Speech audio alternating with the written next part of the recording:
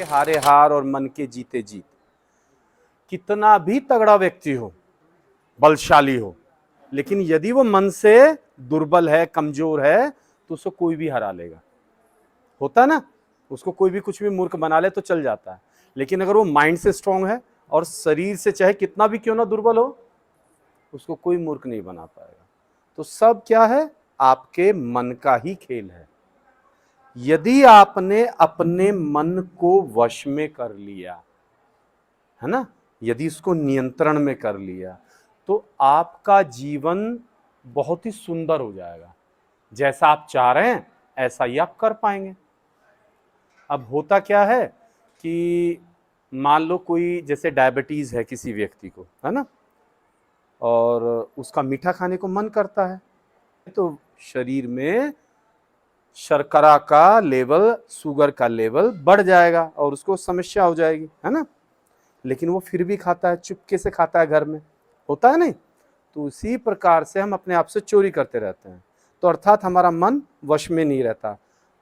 या स्कूल में टीचर ने बोला कि ध्यान से पढ़ो, देखो ये क्वेश्चन मैं बता रहा हूं, ये बहुत इंपॉर्टेंट है, लेकिन आपका मन शांत नहीं है, या तो आपका क्रोध आ रहा है, या आप भावुक हो रहे हैं, रोने को मन हो रहा है, या चिड़चिड़ापन हो रहा है।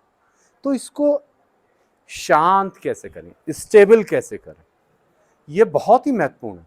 कि जब आपको क्रोध आए तो क्या करें, भावुक हो तो क्या करें।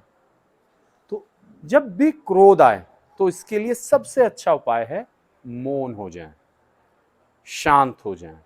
और यदि आपको किसी भी ईश्वर के स्वरूप में विश्वास है, कोई भगवान शिव में, भगवान कृष्ण में, है ना, कोई हनुमान जी में, है ना, तो इसी प्रकार से यदि आपको किसी भी भगवान के स्वरूप में विश्वास है तो क्या करेंगे, आप उसका नाम या उनका कोई भी मंत्र अपने मन में बार बार उच्चारण करना शुरू कर दें।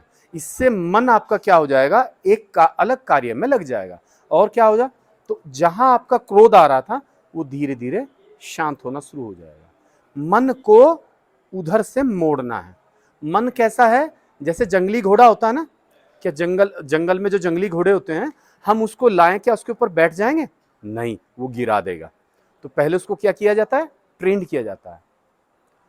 तो साधक में जिसको साधा जा रहा है, तो साधनाएं क्या होती हैं, जिससे साधा जाता है। और जो सद के तैयार हो गया वो साधु हो गया, समझ गए। और जो कर रहा है वो साधक है। तो आप एक प्रकार से क्या हैं, आप अपने मन को साध रहे हैं, ज्ञान अर्जित कर रहे हैं। तो एक प्रकार से आप क्या हैं, गुरुकुल परंपरा के अनुसार एक साधक हैं। तो आपको जीवन भर अपने आप में, जब तक आप बालक हैं और जब तक आप युवा होंगे, तब तक आप साधना ही करते रहेंगे, अपने मन को नियंत्रित करने का प्रयास करेंगे। यदि पहले तो समय कम मिल रहा था, देखो ध्यान रखना, ये आपके जीवन भर काम आएगा। ये आपको बहुत इंपॉर्टेंट काम है कि जीवन में आप अपने आप को कैसे वश में करें। देखो, मोबाइल को देखते रहेंगे, वो देर में उठेंगे, खाना देर से खाएंगे, वो पचता नहीं ढंग से, है ना, देर से खाना खाया तो भी नींद अच्छे से नहीं आती। तो खाना जल्दी खाएं, जल्दी सोएं, जल्दी उठें। तो जल्दी उठने से लाभ क्या होगा, ब्रह्म मुहूर्त का नाम सुना है, ब्रह्म मुहूर्त, है ना, सूर्य उदय होने से पहले का 3 घंटे का जो समय हमारा माना जाता है, रात्रि का अंतिम प्रहर कहते हैं, है ना, सनातन धर्म की परंपरा के अनुसार। तो वह ब्रह्म मुहूर्त में आपका मन बिल्कुल शांत रहता है। जब सोकर उठते तो मन शांत रहता है ना। ऐसी ही शांति अगर पूरा दिन रहे तो बहुत अच्छा रहेगा ना। तो पढ़ाई में भी मन लगेगा, है ना, जो भी काम करेंगे वो पूरा करेंगे। तो भगवान श्री कृष्ण कहते हैं कि जब भी हम कोई कार्य करते हैं ना, तो होता क्या है, हमारा मन पुरानी बातों को सोचना शुरू कर देता है। यदि मैंने कोई योजना बनाई है, मुझे कल क्या करना है, मेरे एग्जाम का रिजल्ट क्या रहेगा, मतलब भविष्य की चिंताएं आपके साथ हो गई, है ना, आपका मन इन दोनों में उलझ गया। जो वर्तमान में आप कर रहे हैं क्लास में, उससे आपका मन हट गया। तो जब आपका वर्तमान से मन हट जाता है ना, तो सारे कार्य खराब हो जाते हैं। तो हमें क्या करना है, माइंड को प्रेजेंट मोमेंट में रखना है, वर्तमान में रखना है। भूत और भविष्य से हटा लेना है, तो तब ही आप अपने मन को कर पाएंगे। अच्छा, मैं अभी एक आपने माँ पार्वती, भगवान भोलेनाथ को तो आप जानते ही हैं। तो योग के अनुसार शिव और शक्ति दो चीज मानी गई है ना। तो हमारा जो योग के अनुसार हमारा शरीर का दायां भाग शिव है और ये शक्ति है, ये पुरुष और ये स्त्री। आपने कभी भी ये नहीं देखा होगा कि भगवान माता के राइट साइड में बैठे हैं, वो हमेशा माँ के, माँ इधर बैठती है, माँ के इधर राइट में बैठेंगे। सामने से देखेंगे तो क्या होगा, लेफ्ट दिखेगा ना। हाँ, तो इसी प्रकार तो यही एक सिद्धांत है जो आपको बताता है अर्धनारीश्वरशिप में। तो यही योग में। अब होता क्या है, जो संसार में दिखाई दे रहा है वो क्या है, प्रकृति है ना। संसार में जो कुछ भी दिख रहा है, कैसे, चंद्रमा दिख रहा है, सूर्य दिख रहा है, तारे दिख रहे हैं, पहाड़ दिख रहे हैं, पेड़ दिख रहे हैं, गंगा नदी है, माता है, माँ गंगा है, हमारा शरीर है ना, ये भी तो दिख रहा है ना। ये क्या है, प्रकृति। ये सब नष्ट हो जाने वाला है इस संसार में सदैव।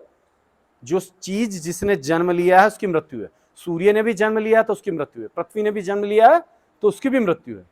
लेकिन ऐसा ही एक दूसरा हिस्सा है हमारा, क्या है, उसको बोलते हैं पुरुष। यहां पुरुष का अर्थ मेल से नहीं है, पुरुष का अर्थ यहां है विश्व चेतना से, जो दिखाई नहीं देता। इस संसार में बहुत कुछ है जो दिखाई नहीं देता है, और सबसे पहली चीज क्या है, आपकी आत्मा। वायु तो एक तत्व है ना, लेकिन जब वो बहती है तो पता लग जाता है ना कि हवा चल रही है ना। लेकिन 5 तत्व माने जाते हैं ना। कौन कौन से तत्व हैं, आकाश, ये कौन सा है, वायु, अग्नि, उंगलियों पर गिने जाते हैं, ये कौन सा तत्व है, जल तत्व, और ये पृथ्वी तत्व। 5 तत्वों से ही प्रकृति बनी है, ठीक है।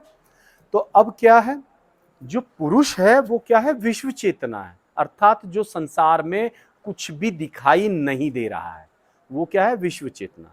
और जब हम इन दोनों को जोड़ते हैं, प्रकृति और पुरुष, तब ही जीव का निर्माण होता है। तो मेरे शरीर में क्या है, पुरुष क्या है, मेरी आत्मा है, और प्रकृति क्या है, मेरा शरीर है।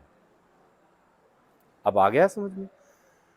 तो आत्मा उस विश्व चेतना अर्थात पुरुष का भाग है। भगवान शिव क्या है, पूरे विश्व की चेतना है, और प्रकृति क्या है, मां आदि शक्ति है। इसीलिए मां आदि शक्ति को क्या कहा गया है, माया।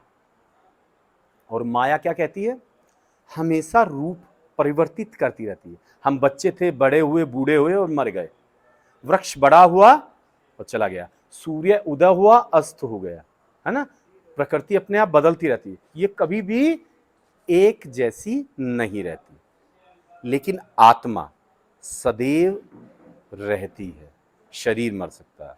अब चलो, तो इस संसार में एक तो आत्मा है और दूसरी क्या है, प्रकृति। तो जो प्रकृति है वो एक ऊर्जा रखती है, उसको क्या कहते हैं, मां आदि शक्ति की एक शक्ति है, और जिसको योग में कहा गया है कुंडलिनी शक्ति। तो अभी मैं उस मां आदि शक्ति की जो ऊर्जा है उसको आपके त्रिनेत्र पर छोड़ूंगा, और यहां आपको ऐसा कुछ होगा, स्पंदन। और स्पंदन होने से आपका मन शांत हो जाएगा। लेकिन ये तभी होगा जब आप प्रयास करेंगे।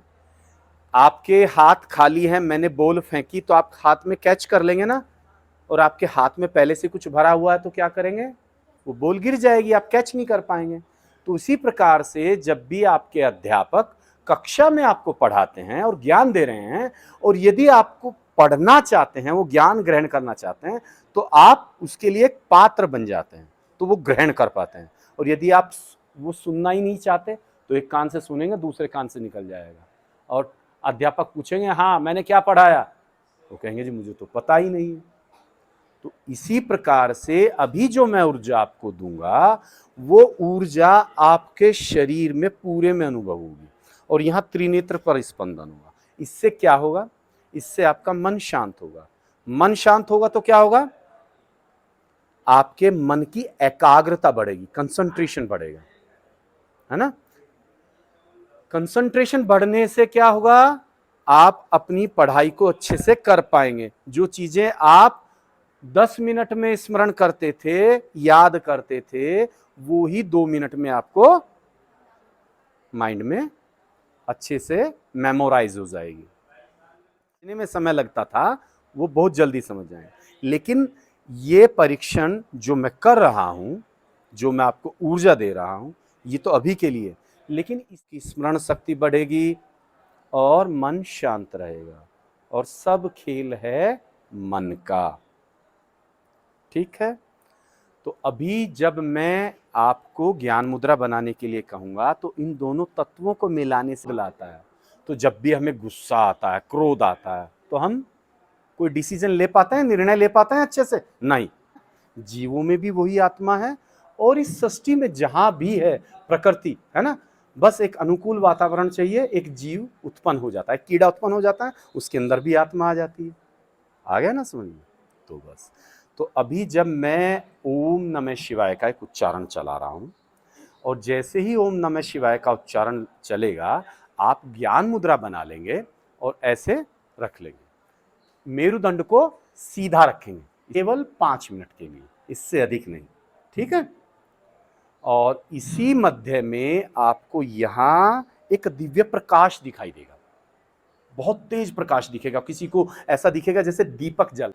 और अपनी आंखें बंद करके केवल यह अनुभव करो कि आपके त्रिनेत्र पर वह मां आदि शक्ति स्पर्श करने जा रही है।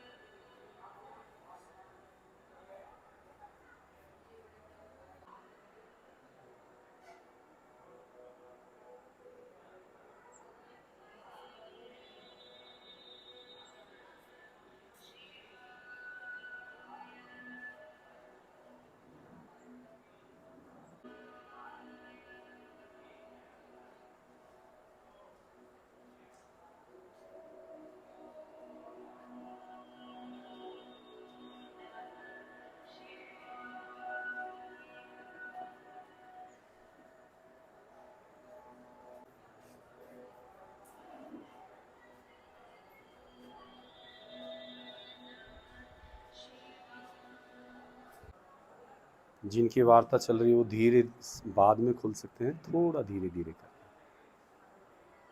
Very good, very good, very good. अब ये बताने लोगों को दिव्य प्रकाश दिखाई दिया, हाथ उठा के बताना। जिन लोगों को दिव्य प्रकाश दिखाई दिया। और कितने लोगों को दर्शन हुए हैं? जिनको अपने देवी के ईष्ट के दर्शन हो गए हैं, कितने लोगों को हुए हैं? अच्छा, अभी जिन लोगों को मन शांत नहीं था ना, यहां नहीं था ना, मन कहाँ था? सोच रहे थे ना? मैंने पहले ही कहा था कि वर्तमान में ध्यान देना। वर्तमान में ध्यान देते तो आपको पूर्ण रूप से अनुभव हो जाता। मन की शांति ही सबसे बड़ी इंपॉर्टेंट है। अच्छा, जिन लोगों को दर्शन हुए हैं, आपको हुए हैं? किसके दर्शन हुए? ठीक है, ठीक है, तो बोलो हरिओम।